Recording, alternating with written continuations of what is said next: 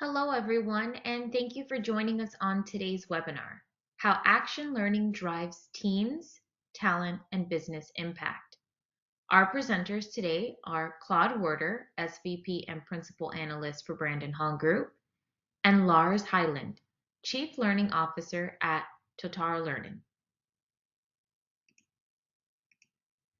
I would like to extend a thank you to Totara for sponsoring today's webinar.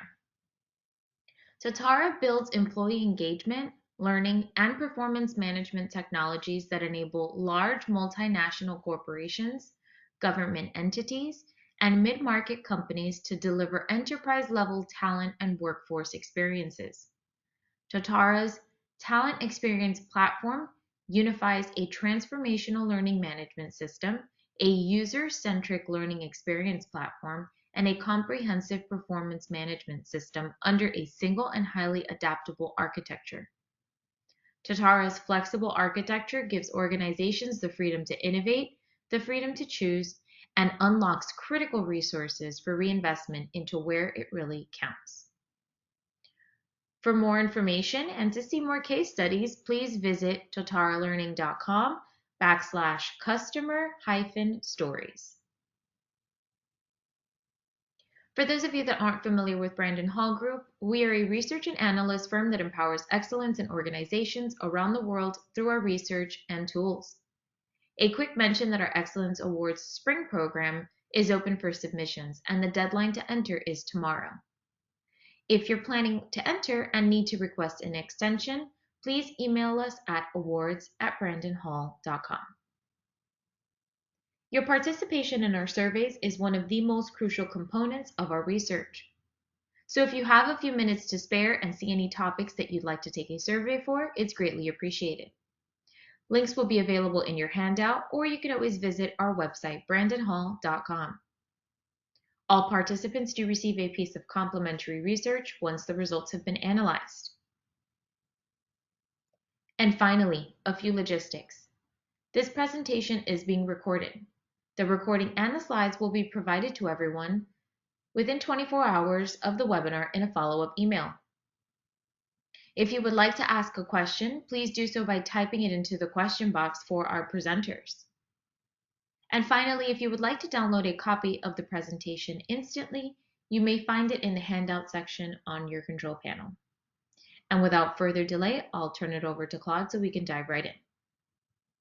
Well, great. Thank you, Melissa, and thank you, Lars and Totara for sponsoring, and thanks to all of you for taking the time today to join us. We're really excited about talking about action learning. I want to get right into it. Often we give you some research and kind of set the stage for you, but I really want to get in right away and define action learning as really a potential secret weapon in your learning arsenal, particularly for the times that we live in. One of corporate learning's biggest challenges is the perception that learning pulls people away from the work. And action learning does the opposite. It's the very definition to me of learning in the flow of work, a form of learning by doing. Action learning brings people with diverse skills and experiences together to analyze and solve actual work problems. And it can be done in many different ways, which Lars is going to spend quite a bit of time explaining and showing you some great success stories.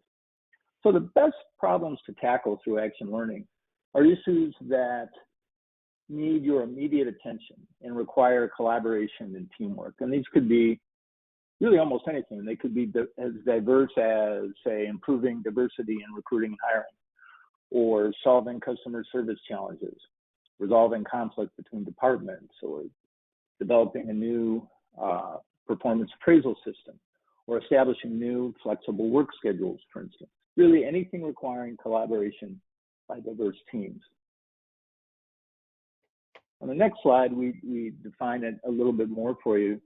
Action learning addresses what our research identifies as really the top two priorities for L&D investment. One, linking learning to skills and competencies, and two, aligning learning strategy with business goals, and a whole lot more in addition to that, as we'll talk about.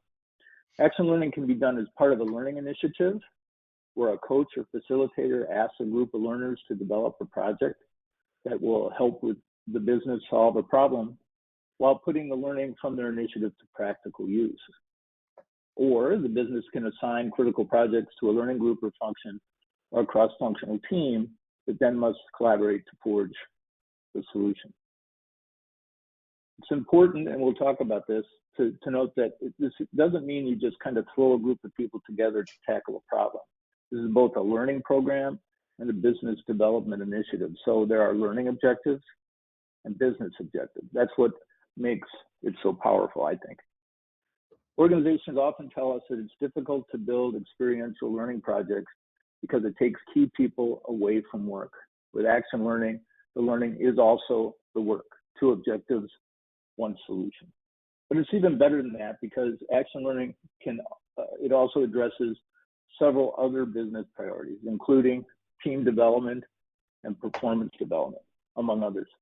We'll lay the groundwork more for action learning with some research, but first we want to get your input right away here and see where you stand with action learning with a quick poll question. Question pretty straightforward. How frequently do you use action learning as part of your learning strategy? Is it not at all, infrequently or seldom, moderate amount, or frequently? And knowing this will help Lars and I maybe adjust a little bit as we go, see if we're talking about people who are already really beginning to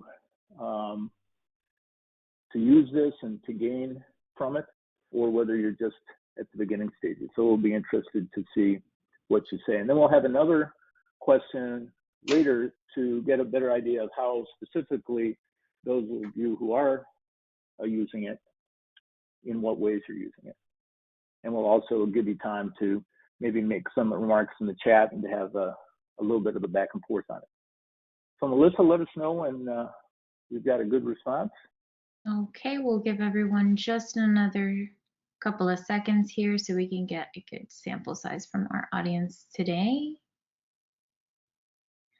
Okay, and we've reached the threshold, so I will go ahead and close the poll, share those results.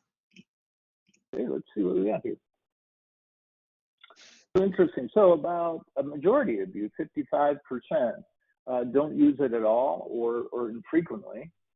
Then about a third, a little more than a third, use it a moderate amount, and very few use it frequently. So hopefully today we can help you gain a little bit more confidence so that you can maybe begin to experiment with it if you haven't, or to really increase and improve your leveraging of action learning in your practice. So moving on, just want to lay a little groundwork with some data. And one of the reasons that action learning is so important is it helps organizations deal with the overwhelming challenges they face. I talk to learning and talent management professionals almost every day in my role as an analyst here. And what I hear all the time is a sense of people being overwhelmed by more priorities that they can possibly handle. So when it comes to business initiatives, our research shows that more than 70% of organizations believe all of these business priorities listed here are important or critical. Retaining top talent, obviously critical. Driving innovation, critical. Improving customer experience, DE&I, gaining market share. It's all critical. And on top of that, on the next slide, you've got people priorities. Some of them overlap with the business challenges, but some are different. And again, more than 70% of organizations believe all of these things listed on the slide are important or critical.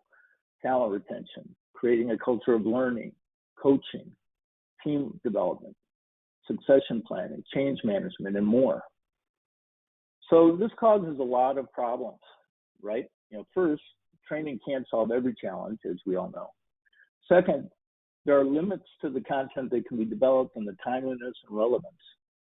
Third, formal learning is great for building knowledge, but sometimes the challenge is getting learners to apply it on the job, to have it reinforced and to apply it on the job. And as Lars will elaborate, this is really important because employers need skilled workers. The needed skills are evolving quickly, and the urgency is only going to grow. Lars, you want to talk a little bit more about that? Yes, thank you, Claude, and welcome everybody. I think we're all very mindful of the the pressure that we all face inside our organizations, and even personally, I think, in terms of the nature and mix of skills that we are needing to develop in all of our roles. It doesn't really matter which sector you're in. There's some significant pressures across the board over the next decade. And this report I refer to, it's written back in 2020, so in the midst of the pandemic fully, but was already predicting significant change in the mix of skills that are required by the year 2030. So we're in 2022, we've got 8 years left, and in that period of time, the estimate by the WEF is that 1 billion people will need reskilling in some shape or form. And the mix of those skills tends to be towards responding to the whole digital transformation that most organizations are really moving through. Whichever sector you're in, you'll be at a different stage, but ultimately everyone gets touched by this. So that challenge we have to rise to as HR and learning professionals to really deliver something,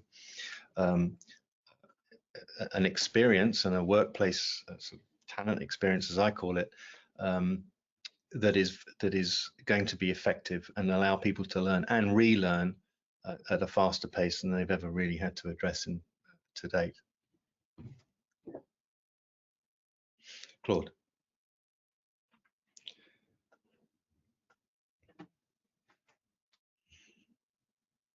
Hi, Claude, are you still with us?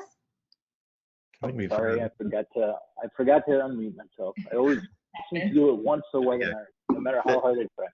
There's anyway, some technical skills for us to learn.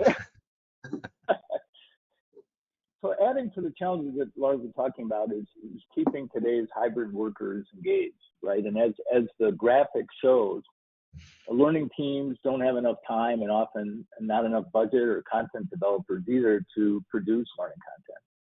Learners and the managers have, as we've already talked about, too many demands on their time.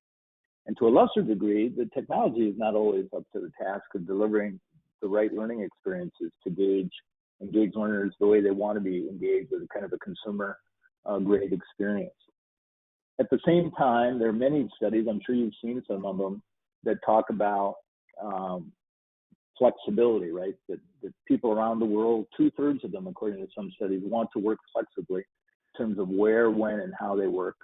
So if we're going to improve our learning solutions, they need to be more immersive, they need to be more practical, they also need to be flexible so that wherever people are, you can engage them where they want to be and in their environment.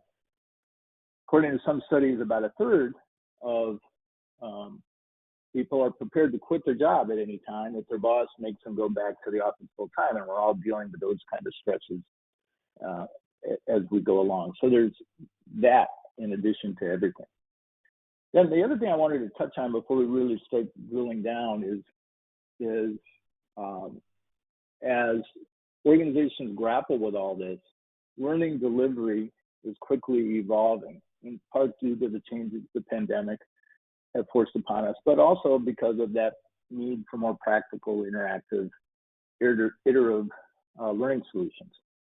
So taking a look at this slide, just 4 years ago, as shown in the bar graph on the left, almost half of all learning, 48%, was formal, meaning either live or virtual classroom learning or e-learning. Today, as displayed on the right, formal learning comprises only 28% of corporate learning. So 72% of learning is now experiential or informal. So that's a huge shift in a short amount of time. Now, in the short term, as the pandemic restrictions ease and people want to interact with people again, we might see a little bit of a blip increase in formal learning and live learning.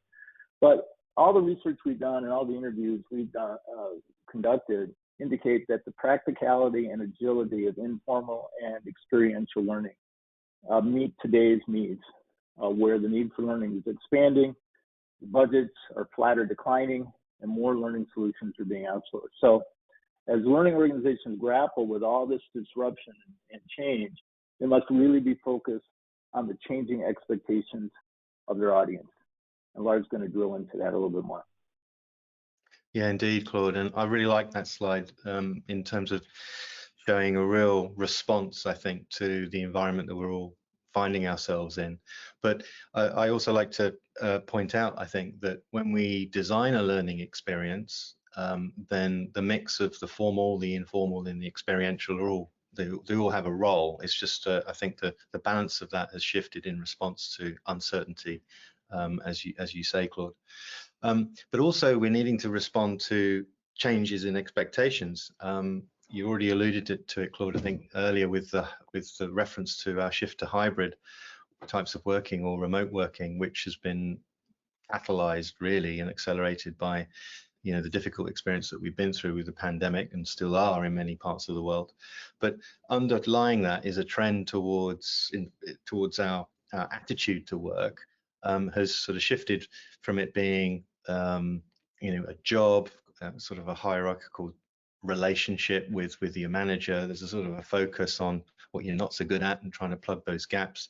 While that's still important, the shift has been towards how do I develop, how do I really build on my strengths. My relationship with my manager and my people, the people around me, is about thinking of it as mutual coaches and mentors to each other. And the emphasis moves very significantly, I think, and rightly, towards your learning and development. That is a top priority, even over and above your sort of remuneration or your paycheck, as it were. Having a clear sense of aligned purpose with the organization that you work for is increasingly important, especially to people sort of earlier on in their career cycles. They're making quite different decisions, perhaps, to when I joined the workplace many decades ago. But these changes are not going away. It influences the workplace experience, the employee experience, the experience that you build for your organization. It needs to be predicated around those aspects, because those are the expectations. And if they're not met, then right now, the big sort of resignation or discontent will continue, and your organization will be a loser in that rather than a beneficiary. So we do really need to grapple with this much more effectively than we have done to date. Claude. Right, so those are really important points, and I think what that really means, and I'm seeing this in our research and in interviews, is organizations are beginning to understand that in order to meet these changing expectations, they really need to spend more time understanding what employees want in their job roles, what their potential is to move into other roles, and to help them get there, help them move forward. And what our research has shown, though, is, as there often is in these things, is a real gap between the level of importance organizations feel in terms of developing employee potential and their ability to do it effectively. 9 out of 10 believe it's important. Only about a quarter believe that their current processes are effective in understanding employees' potential.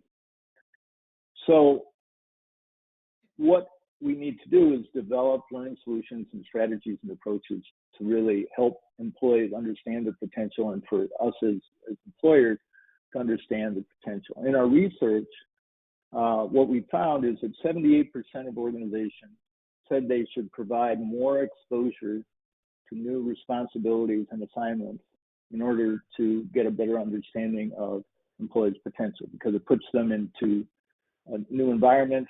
They get to see what they like, what they don't like, what they're good at, what they're not good at. So that's important. And 74% said they should provide more opportunities for employees to learn by doing, immersive learning experiences, so that we can get a better sense of what they can do beyond their current job roles. So action learning does both, right, in a real world business context. Beyond that, action learning projects provide managers and employees a reason beyond their day-to-day jobs to interact and talk about the employees' aspirations, what they're learning in the project, the insights the project provides maybe related to their current job, and what they might want to do down the road. So it provides opportunities to get a better glimpse for both the employee and the manager to understand what the employer wants in the future. So on the next slide, Lars is going to really begin to give specific examples and dig deeper, but as he prepares to do that, there are two critical questions that I think action learning can help answer. One, how can we offer immersive, practical experiences that engage employees, demonstrate the potential, and at the same time, solve business problems without taking employees away from work? And number two, what types of learning experiences can address multiple talent challenges, and there are a ton of them, as we've seen in the research, at the same time. So let's drill down now on action learning and how it can help you connect learning to your vital business goals. Lars, it's all yours. Thanks, Claude. So let's think about the experience that we would ideally like to have in our organization. So what I would call a congruent or aligned talent experience that would be highly positive is if we could have a virtuous cycle like this that you're seeing on the screen. So essentially, everyone in your organization can say, yes, I have access to the right resources for my job.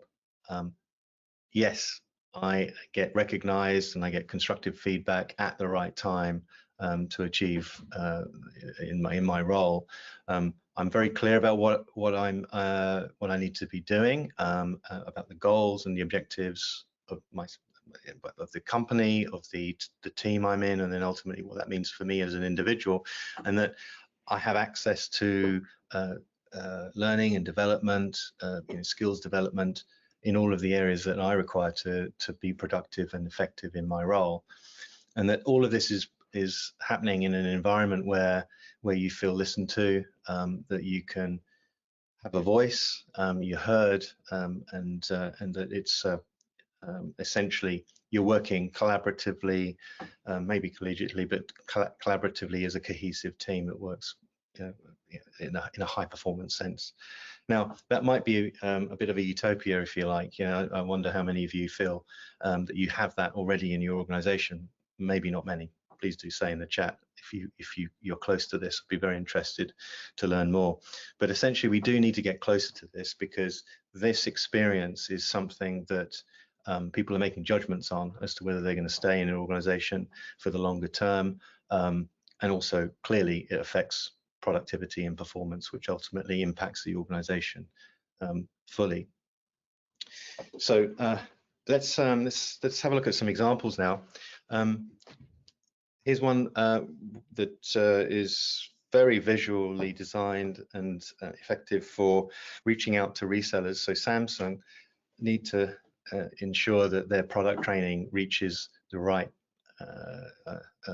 is conveyed in the right way to the end customers, and so all of the retailers out there really need to have a clear idea of the many products that flow through, because this changes on a regular basis. So this is a good example of rapid product development cycles predicating a rapid requirement for fresh learning, and that needs to be monitored, delivered, and the appropriate feedback given. So it flows into almost a real-time performance support type of experience. But because it's a very strong brand, it needs to be represented well as a strong brand. And our platform here, Totara, which is behind this, can be styled to meet any requirement here. So if you move on to the next slide, you can see how it looks radically different. This is with Deloitte. This is a professional audience, and here there's a very strong story-led solution that deals with quite sophisticated learning requirements. It's personalized to the individual requirements and needs, and there is the opportunity to work alongside others and to collaborate in meeting specific needs in that way. So again, it needs to be flexible, it needs to be branded accordingly, but it also needs to be accessible both by any device mechanism, so you can see whether it be on a mobile or other type of device. So these are the sorts of things that remove some of the barriers to accessing good quality learning and collaborative resources. It's important that it's as friction-free as possible. we move on to the next slide, let's talk a little bit about why that virtuous circle or cycle that I was talking about earlier. How do we get there, and what makes that work? Well, when you look at the underlying research that determines how motivated we actually are at work, then there are three key areas here. And you might recognize some of these because it comes from Daniel Pink, who wrote a great book, an important book, back now 12 years ago. Now, that doesn't mean it's any less important. In fact, if anything, it's become even more important that we take note of what these motivators that drive performance and productivity or dissatisfaction in the workplace right now today. So those three things are mastery, autonomy, and purpose. Mastery, you can align that with the opportunity to master new skills, to access learning, both informally and self-directed, but also access to more formal and directed learning opportunities too. They work in tandem together. Autonomy, which is the environment which you operate and actually perform your job. What's that like? Are you able to operate in a way to exercise those skills without barriers or unnecessary barriers in place? The managers or management culture might be actually acting as a handbrake on people's ability to perform well. So autonomy is a key area, and linked to that is the psychological safety to be able to communicate, collaborate, challenge, so that the ultimately better decisions get made, and you drive the organization forward in an innovative fashion. And then finally, purpose. I alluded to that before. That's more important than it ever has been. And as we live in a decade of where there are some real serious challenges ahead, the whole climate agenda, the transformational nature of the impact of technology right across all of our sectors is turning everything upside down in many respects. So working with organizations that you feel well aligned to their purpose, and that includes a sort of a social agenda as much as the profit drivers, is what will attract and hold talent increasingly over the coming years. So those three things, mastery, autonomy, and purpose, need to be addressed. And in many cases, they're not. They're sort of ignored. In fact, they're put to one side, perhaps in favor for an overly sort of formal, directed experience, and really not having that aligned and collaborative experience in place. So it's important that we address that. And that really talks to the action learning model. So if we move on to the next slide, you can see how action learning sort of brings to the surface addressing those motivators. So if we take an example here of coaching, and I'll walk us through that in a bit more detail shortly, but you can see how bringing together the learning, the collaborative elements and engagement, and the feedback and performance aspects all together, you get a much more coherent and rapid and reliable route to skills development and positive behavior change. So with Totara, we've brought those elements together onto a single platform, so it makes it much easier to deliver that type of experience. So formal learning and assessment can be addressed in the learning areas, and that can feed right into what were called action learning sets, where areas where you can bring people together in focused ways to address a particular problem or innovate around a particular challenge that your organization is facing, and then draw on the learning requirements of that group. Some will be more experienced than others. Some will be able to guide and support others. Others will need more foundational knowledge. So that's where drawing on more formal learning support comes into play.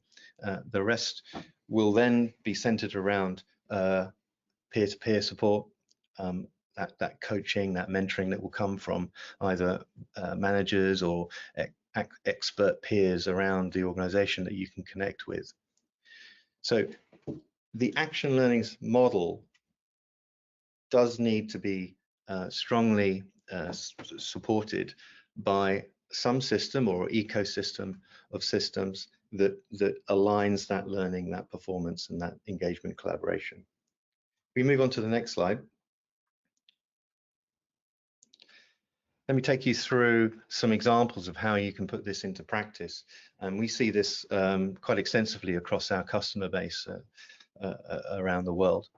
Can I just check everyone's seeing the slides? I think I've just lost access to them from my side, but I'll carry on talking about those action learning opportunities. So there are areas of access of action learning that you can use to cover orientation and onboarding. And I'll look at that in a little bit more detail shortly. Compliance. Now, we all have to address compliance, but compliance is much more than the shifting of responsibility, the sort of tick box exercise that unfortunately, in many cases, that's as far as it goes. We need behavioral compliance. That means if it's in the finance sector, then people not just only know the rules and regulations, but they know how to put them into practice in a consistent way, in a ultimately compliant way, but are able to really bring that to bear in their work. And that's taking an action learning approach to that means that you can go beyond the regulations, get people to explore and collaborate around scenarios, draw on experience of others, and that whole experience together is far more effective at shifting people's behavioural and views on how to implement and comply in a meaningful way. Same thing applies with skills development. That's quite broad. Any particular topic area would benefit in that way. So one final point here is bringing people together to focus on real problems. That's a goal-driven approach to learning. Is increasingly appropriate and important. So the flip side of that is bringing people together to focus on innovation. So solving problems, generating fresh ideas, all of that requires bringing people together, collaboration in an effective way, and also access to learning from in more formal sets to bring that into the organization and drawing on the expertise of others. And now, ultimately, all of this comes together really well if you can encourage an organizational culture that is less sort of dictatorial, if you like, and much more about coach-mentor models where people are encouraged to support each other proactively and to start breaking down some of that siloed thinking that unfortunately does exist in larger enterprises far too much, which is starting to lose its luster when you're faced with an environment of rapid change and uncertainty and needing to respond in an agile way to new requirements and needs in your own sector and area. So let's walk through how this might work at a simple level in addressing a sort of an onboarding / coaching experience using Totara to in a simple way. Now, what you're looking at here is just a vanilla view of Totara, but you can see, I hope, on your screens that you can have access, give access to a worker a personalized dashboard where they can see and get access to learning and resources that are of relevance to them at that time. So entering the organization for the first time, they'll need to know how to introduce themselves, how to get started with various systems and tools, how to find people, how to align their own sort of goals and views with the goals and purposes of the organization. So all of that is important to sort of bring to the surface, and also accessing what might be recommended learning and resources that are relevant to your stage in the organization. So you can access all of these things nice and easily from one place. So in this scenario, that we'll imagine that the user is now looking at some of their sort of competency ratings. So if we move on to the next slide, you can see here a nice simple screen, visual screen, which indicates a competency rating and uses a sort of spider diagram to indicate relative competence in areas such as teamwork, sort of system skills, health and safety, diversity and inclusion, decision making. It could be any mix of things that are relevant in your organization. But essentially, if we see that there's a skills gap, then we obviously should work positively to try and address that for that individual. So we move on to the next slide.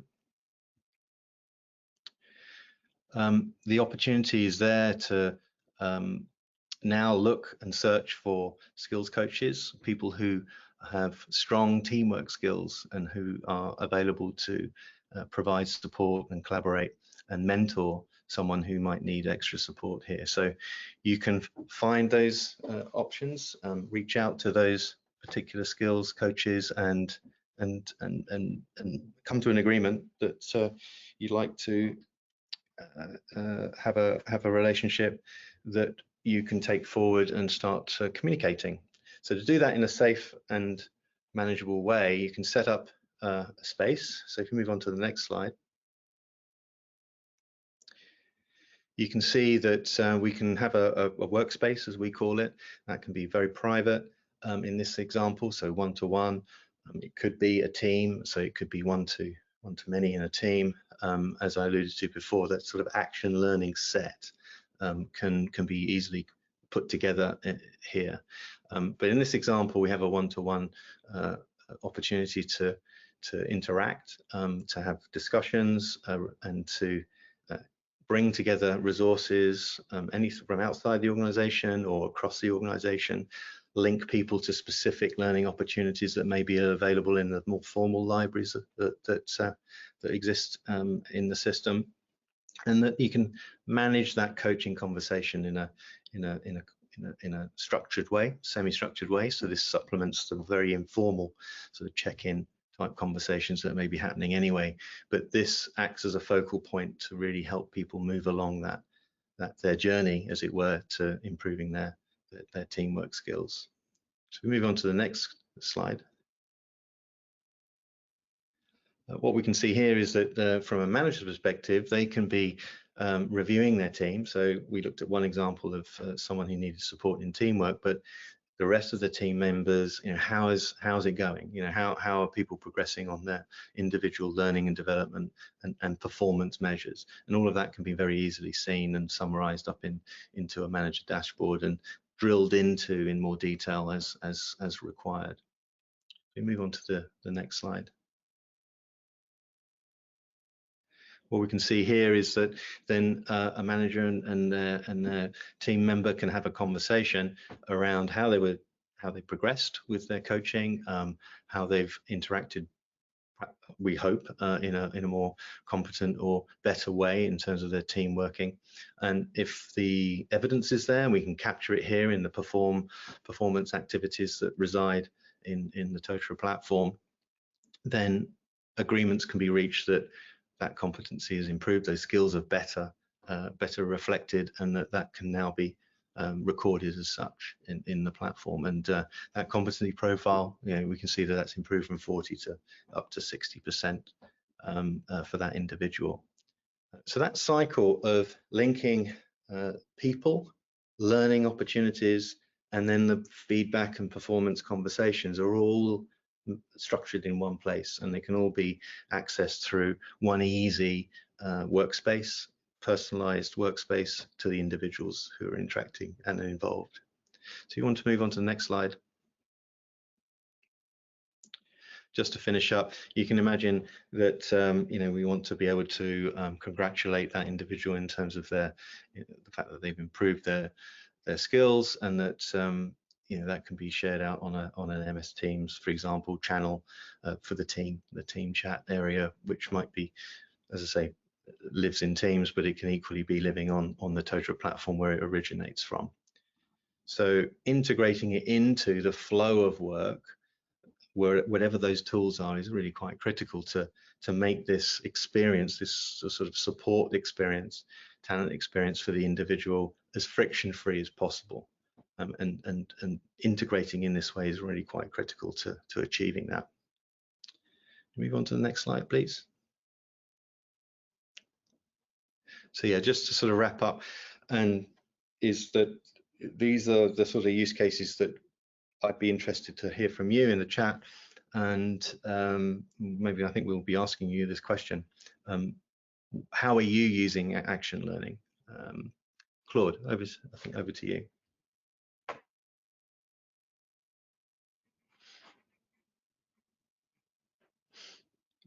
Sorry, you want to go ahead and I'm here. Yep. You want to go ahead and jump to the question? Oh, apologies. Right, apologies. Let me give you a few more examples.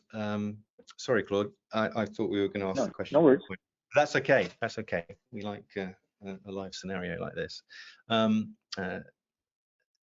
Just to give you some further examples of change or responding to change. You know, we've been through the pandemic response. One of our customers in Italy, and one of many healthcare organizations that we do support around the world. In fact, here in the UK, we support over 40% of the NHS staff base with their learning and development and sort of action learning that they get involved with. But in Italy, when they were at the heart of, or right the beginning of the pandemic response, when it was really quite difficult, they had to scale and respond rapidly to that requirement. So they moved from 40,000 healthcare workers being supported on an annual basis. They had to shift that to 450,000 in 1 month. So in 1 month, they managed to address this unexpected requirement of ventilator training and other COVID-related training in a really rapid period of time. And being able to do that flexibly was really quite critical to achieving that. Can we move on to the next slide, please? So a few examples that I'll just quickly take you through.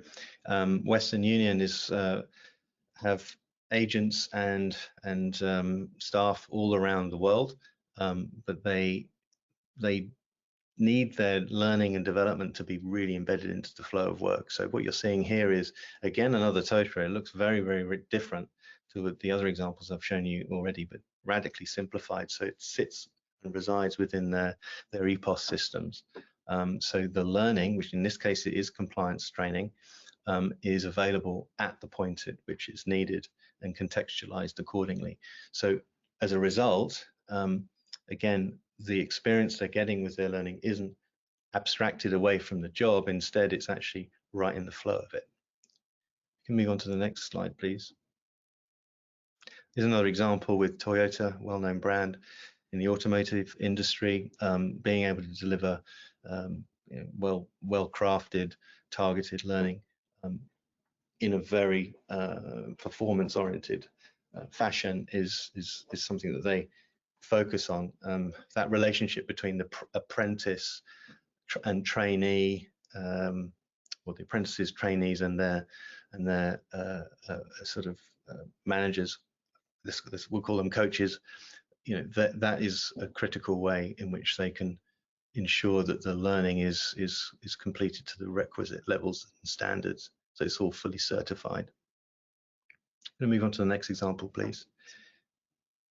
Now, it's worth talking about the USDA, the Department of Agriculture in the US. They're a very significant customer of Totara and a big user of the Totara platform, and they make good use of Totara Learn and Engage and Perform to reach a significant audience, quite a complex audience, over 150,000 users.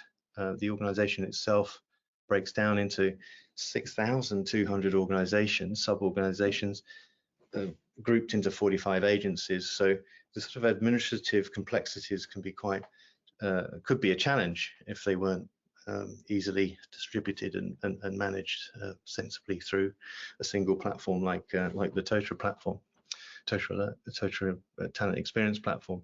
So being able to deal with over 1 million training events annually and a significant number of executive training development plans, individual development plans.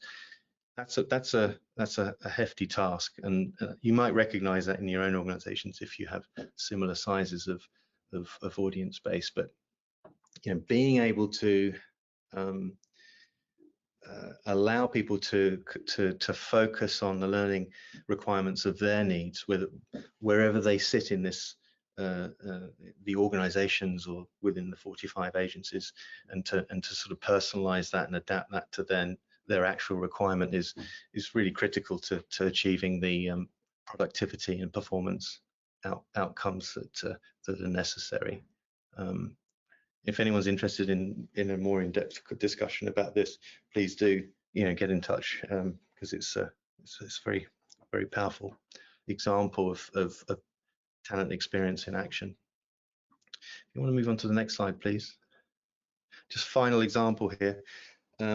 I mean, at a time where there's a lot of distress in the world, humanitarian leadership is really quite a critical support requirement, and the HLA themselves uses Totara to manage and access or provide learning to multiple agencies literally out in the field, where people are supporting people in disconnected rural environments. So it's important that this type of platform can be accessible both online and offline, and that the learning itself is very focused on delivering real outcomes. So that comes down to the learning design as well, but being able to quickly access and also interact with others who are facing similar issues, maybe in different NGO agencies, is a really powerful benefit to deliver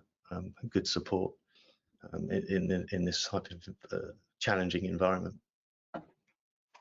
Excuse me. So I thought that was the final one. And the actual final one is a very consumer brand, and it's a great example of video-oriented performance support and education for hair care professionals all the way around the world. So just another example of how flexibility in presentation and engaging use of learning resources makes a big difference to the end experience. It's very practical training delivered in a way that can be accessed and consumed and practiced literally, in the hair salon. So we do get to the poll now. So Claude, over to you to run the. Do. Yeah, so we want to ask you a little bit about how you are, for those of you who are doing action learning, more specifically about how you're using it. And you can choose any of these. If you use all 5, you can select all 5. If you use one, you can select one. And while you're doing that, selecting between coaching and mentoring, compliance, skills development, collaborative problem solving, and innovation groups, we'll use the remaining time for any questions and discussion. You can also, if you want to elaborate on how you use action learning, we'd love to hear about it in the chat. We can talk about that a little bit. But also, if you have any questions, you can just put them in the chat while we're waiting for the results of our poll here. We do have a couple questions. Love to get any others that you may have. All right, and we'll give just a couple seconds here, like we did on the last one. Get those responses in, and then once we have a good sample size, I will go ahead and share those results. All right, here we go. So yeah, this is really interesting. So yeah, so about more than half of you use it in coaching and mentoring, and skills development is next, followed by collaborative problem solving. Compliance, as I would expect, is a lot less. And then innovation groups is probably something that organizations are just warming up to. We do get a lot of questions at Brandon Hall Group about compliance training. And what Lars was talking about is kind of taking compliance training and turning it on its ear. The idea of it's all about just learning the rules. There's substantive learning too. So this could be a good way if you're trying to spruce up your compliance training, and our research shows that more and more organizations are understanding that they need to improve it. This is a great way through action learning to do that. So Lars, any reaction to the poll here and how people were responding? Yeah, sure. I mean, I think it's very interesting that the compliance is obviously not seen as something that you would take an action learning approach to, but that feels like a big missed opportunity, particularly in sort of high risk industries, and most sectors do have compliance obligations on them, and if we're serious about ensuring your organization minimizes its business risk, real risk, so it's not just a tick in the box exercise, then taking that approach, bringing people together. I mean, it may not be everybody, but certain key people right through the organization where you can really explore how compliance should make a positive difference to your organization. So it's not just seen as you just have to do it just to do business, that you can turn that into a much more positive set of outcomes, because it will translate into things like customer service. It will translate into well, ultimately, if you are compliant, then you'll avoid regulatory fines and issues that might prevent you from doing business. So taking it serious is really critical. And I think the other maybe missed opportunity is using it for innovation groups. I mean, in a lot of ways, that's kind of true. Really a definition of what action learning can be, because you want these people to interact together and work on real world problems and trying to find innovative solutions. So hopefully people can begin to think about that a little bit more and use that. Yeah, absolutely. And I point people towards a term called collective intelligence. It's worth taking a closer look, because it's closely related to the idea of action learning. Being able to build up or draw on the collective knowledge of your organization, capture it, develop it, push it on. That's where innovation will really come, and overcoming those key issues or challenges and problems in the organization. That's how you'll do it. You'll do it through effective collaboration, and that requires a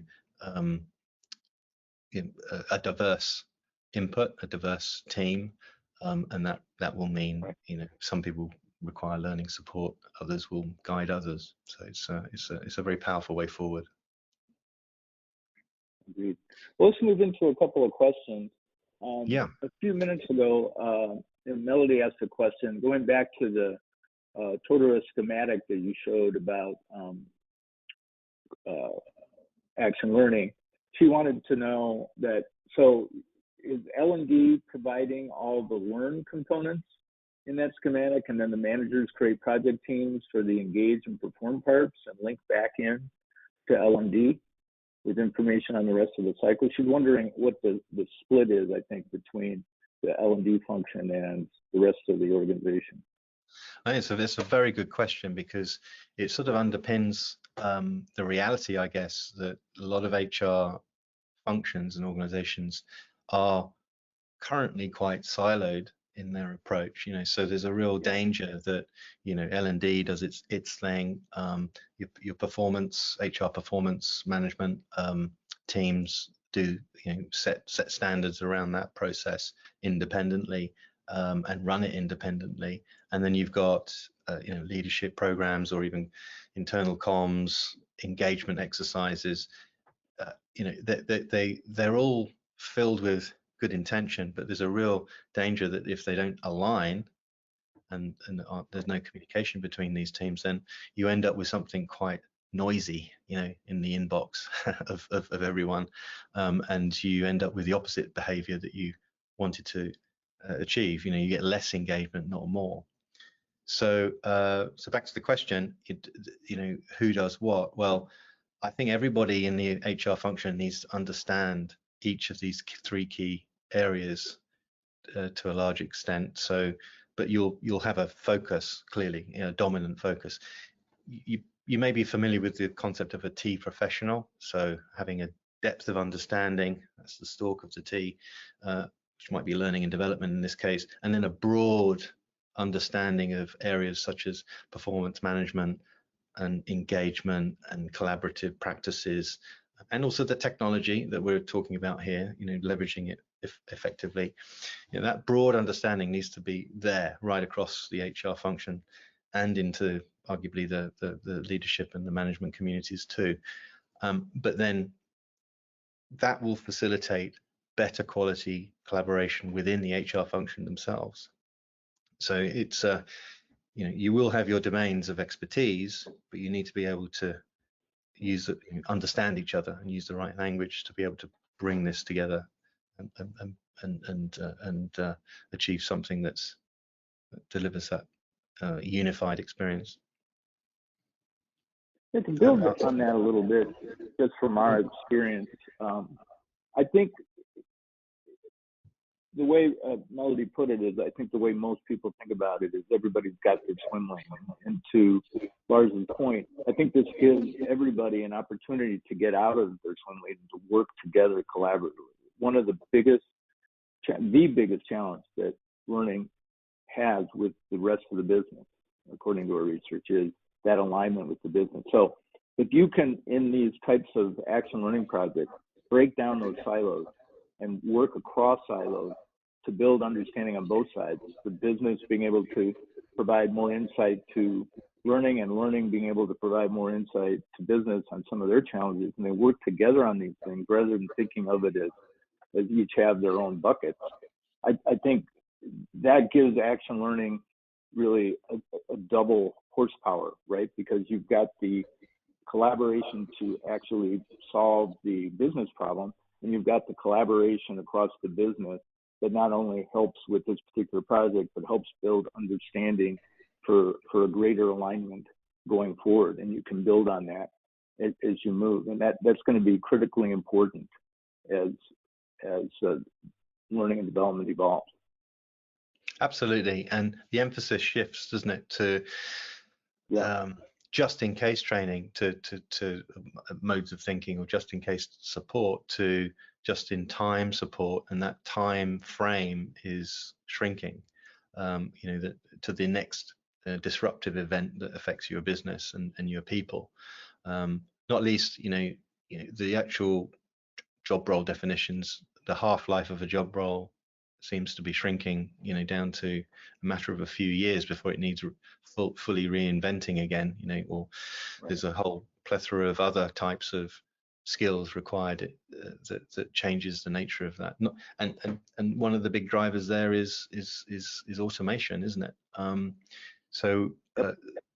think that's going to force this, whether we want to address it proactively or otherwise. So it's important to get ahead of it, I think. Action learning is a great model. There's plenty of resources on how it's structured from a model perspective, sort of a theory perspective as well. It's a well-known sort of educational approach, but it just doesn't seem to be as applied as much as it really should be, given the circumstances and the environment that we're all now operating in. Agreed. Well, hopefully we've given some people some food for thought, given them some additional examples and mindsets for moving forward with it. I think it's the future of learning. I think more and more you just got to apply learning and work in groups and teams in order to solve problems. And so I want to thank Lars and Totara for sponsoring it and for you taking the time. If there's any follow-up questions, you can let us know. And you've got the slide deck, and we appreciate you tuning in, and we'll look forward to seeing you on the next Brandon Hall group webinar. Thank you. Thanks, Laura. Take care. Thanks, Claude. Thanks, everyone. Thanks again for your time. Bye-bye.